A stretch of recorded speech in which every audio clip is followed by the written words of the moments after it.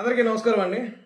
ఇప్పుడే తెలుగుదేశం పార్టీ జనసేన ఉమ్మడిగా నిర్వహించినటువంటి జెండా అనే పేరుతో ఏర్పాటు చేసినటువంటి సభ, భారీ బహిరంగ సభ ఇప్పుడే పూర్తయింది. సో ఒక్కసారి ఆ సభ అక్కడికి వచ్చినటువంటి పబ్లిక్ విషయానికి వస్తే తెలుగుదేశం పార్టీ అంచనాలకు, జనసేన పార్టీ అంచనాలకు మించి వీరు ముందుగానే ఊహించినట్టుగా 5 లక్షల పైచిలకు జనం ఈ మీటింగ్ కి హాజరయ్యారు. చాలా మంది పబ్లిక్ కూడా సుమారు ఒక 11 నుంచి 15 కిలోమీటర్ల పరిధిలో ఉన్నటువంటి చోటే నిలిచిపోయారు అనేది అక్కడ కీలకమైన సమాచారం.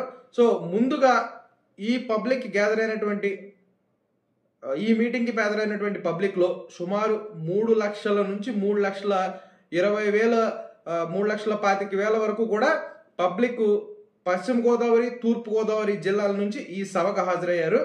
గుంటూరు, కృష్ణా నుంచి, అదేవిధంగా శ్రీకాకుళం, వైజాగ్ ఈ జిల్లాల నుంచి కూడా పబ్లిక్ అక్కడ గ్యాదర్ అయ్యారు. సుమారు 5 లక్షల పైచిలకు ఈ మీటింగ్ హాజరయ్యి సభ మాత్రం సూపర్ డూపర్ సక్సెస్ అయ్యింది అనేది వాస్తవం.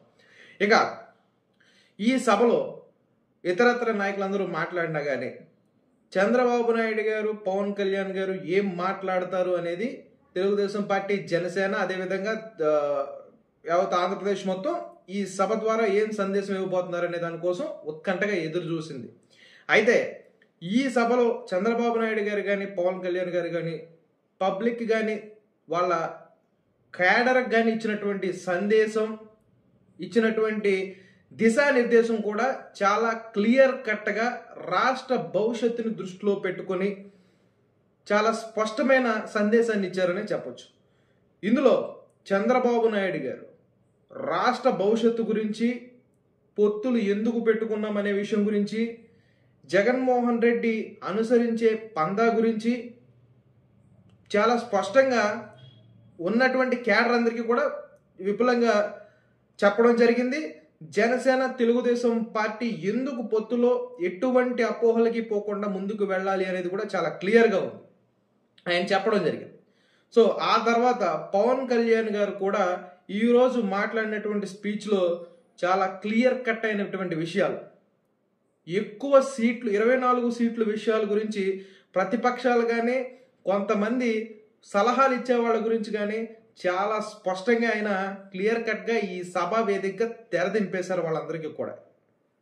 ఎందుకంటే 24 సీట్లు తీసుకున్నారు, లేకపోతే తెలుగుదేశం పార్టీ దగ్గర తగ్గిపోయారు, ఇలాంటి పనికిమాలిన పనికిమాలిన వాగుడు వాగుతున్నటువంటి వైఎస్ఆర్సీపీకి కానీ, సో ఆ రకంగా ఉన్నటువంటి మద్దతుదారులనే ముసుగులో ఉన్నటువంటి ఆయన ఇదే పదాలు వాడాడు. ఆయన మద్దతుదారులు అని చెప్పుకుంటున్నటువంటి వారు కానీ నాకు సలహాలు ఇవ్వద్దు, నేను సలహాలు విన్ను, నాది వ్యూహం నేను చూసుకుంటాను, నాది బాధ్యత అని చెప్పి చాలా స్పష్టంగా చెప్పాడు ఆయన. సో ఈ విషయాన్ని ఏ రకంగా ఆయన ఈ విషయంలో ఈ పొత్తుల విషయంలో క్లారిటీగా ఉన్నారు ఇరు పార్టీల అధినాయకులు అనేది కూడా ఈ స్పీచ్లోను, ఈ సభతోనూ చాలా స్పష్టమైపోయింది. ఇక ఎలాగూ వైఎస్ఆర్సీపీ నుంచి మంత్రులు కానీ వాళ్ళు కానీ సింగిల్ ఎజెండాతో ఇప్పుడు సభలు తెలుగుదేశం పార్టీ, జనసేన మీటింగ్లు అయిపోయిన తర్వాత బయటకు వస్తారు. సో ఆ సింగిల్ ఎజెండా ఏంటంటే ఒకటి బూతులు, 2 వ్యక్తిగత విమర్శలు, ఈ ఎజెండాలతోనే బయటకు వస్తారు. కాబట్టి యాజ్ యూజువల్గా వాళ్ళు మళ్ళీ మొదలు పెట్టేస్తారు. కానీ ఈసారి 2 పార్టీలు కలిపి ఖచ్చితంగా ప్రభుత్వాన్ని స్థాపించబోతున్నాయి అనేది ఈ సభ ద్వారా చాలా స్పష్టమైంది. పశ్చిమ గోదావరి, తూర్పు గోదావరి జిల్లాల్లో అయితే చాలా క్లియర్గా ఉమ్మడి పొత్తుతో ఇరు పార్టీలు కూడా చాలా క్లియర్గా క్లీన్ స్వీప్ చేయబోతున్నాయి. వైఎస్ఆర్సీపీకి పశ్చిమ గోదావరిలో కానీ, తూర్పు గోదావరిలో కానీ, పశ్చిమ గోదావరిలో ఒక్క సీటు కూడా కష్టమనే పరిస్థితి చాలా క్లియర్గా ఈ సభతో స్పష్టమైపోయింది. తూర్పు గోదావరి జిల్లాలో కూడా ఒకే ఒక్క సీటు ఉంది, ఆ సీటు కూడా ఈ సభతో వాళ్ళు గెలుచుకునే అవకాశాలు లేవు. 2 జిల్లాలు కూడా వైఎస్ఆర్సీపీని తుడిచి అవతల బారేస్తున్నాయి అనేది క్లియర్ కట్గా అర్థమైపోయింది. సో ఏదేమైనా అధికార పార్టీ కాబట్టి వాళ్ళకు ఉండేటటువంటి దారులు, వాళ్ళకు ఉండేటటువంటి వ్యూహాలు వాళ్ళకు ఉంటాయి.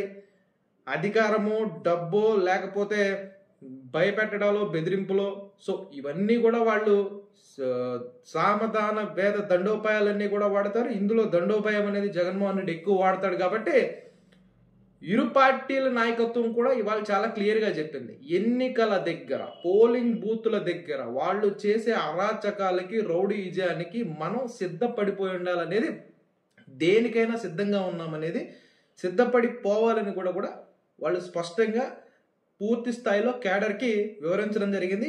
ఈ సభ అనంతరం తెలుగుదేశం పార్టీ, జనసేన ఇరు పార్టీల కేడర్లో కూడా పూర్తి జోష్లో ఉన్నాయని చెప్పొచ్చు.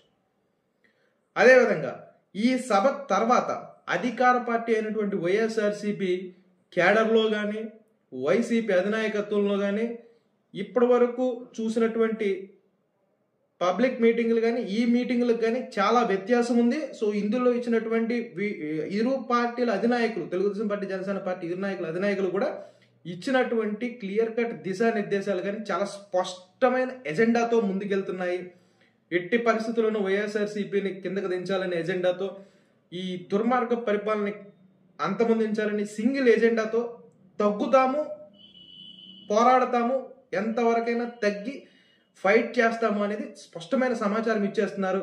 అదేవిధంగా కేంద్ర ప్రభుత్వంలో అధికారంలో ఉన్నటువంటి భారతీయ జనతా పార్టీతో కూడా కలిపి వెళ్తాము అనేది ఈ సభలో పవన్ కళ్యాణ్ గారు కూడా ఒక స్పష్టమైన అంశాన్ని చెప్పడం జరిగింది. కాబట్టి ఇక ఈ ఏదైతే వైఎస్ఆర్సీపీలో ఉన్నటువంటి కేడర్ కానీ, కొంచెం అటు ఇటుగా ఊగుతున్నటువంటి నాయకులు కానీ ఈ సభతో వాళ్ళ ఒక క్లియర్ కట్ నిర్ణయాలకు వచ్చేసినట్టే చెప్పుకోవచ్చు. సో చూద్దాం, రేపు ఈ సభ సక్సెస్ తర్వాత, ఈ జెండా అనే సభ సక్సెస్ తర్వాత రేపు యాజ్ యూజువల్ ఈ వైఎస్ఆర్సీపీ అంటే మంత్రులు, ఈ వైఎస్ఆర్సీపీ ఎమ్మెల్యేలు, ఈ సజ్జల రామకృష్ణారెడ్డి లాంటి సలహాదారులు వీళ్ళందరూ ప్రభుత్వాన్ని నడిపించే పనికన్నా ప్రతిపక్షాలని వ్యక్తిగతంగానో వేరే రకంగానో దూషించే పనిలో ఉంటారు. కాబట్టి యాజ్ యూజువల్గా రేపు ఏ కొత్త ఎజెండాలతో వస్తారు అనే దాని గురించి కూడా వెయిట్ చేద్దాం.